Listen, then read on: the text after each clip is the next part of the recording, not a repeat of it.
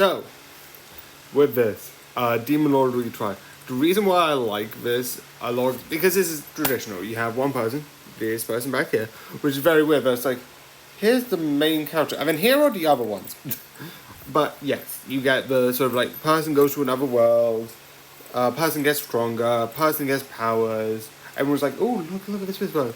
The other thing which I like is one, he has two personalities, which you get like a conflict with, like some people like liking the other one more, which is just absolutely what. But the one thing I love is the idea that his original game seems a little bit more, because he's got a character in a game that suddenly becomes into this fantasy game, well, this fantasy reality, and the game's like this horror type story, and it's like really interesting horror. Definitely with like someone like his allies, because it looks like he's the villain, and then you have a couple of his allies having like these insane things. It's really cool.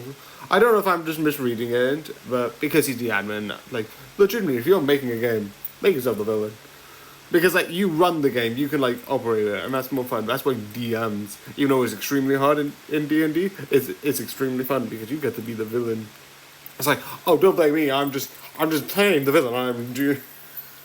Anyway, that's besides the point. That's beside the point of like me wanting to learn D&D so I can be the DM and like I can make it chaotic, hectic. It's not truly like being evil. It's more like that idea of like, how are you going to defeat me? A mischievous nature that I love. Anyway, that's just me droning on. But I like the idea that you have this person who seems to be based on like this futuristic, somewhat realistic, but still horror. Because you still have like soldiers, and I think the only one that has any type of Confucianist is this one.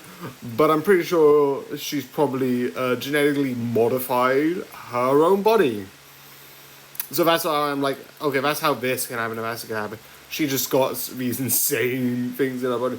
And the rest of them, besides the main one, and I don't know if that's the case, seems a bit more like sci-fi or like more mechanical in nature. But it's still like this sort of like insane, and it's absolutely fun and absolutely interesting to watch.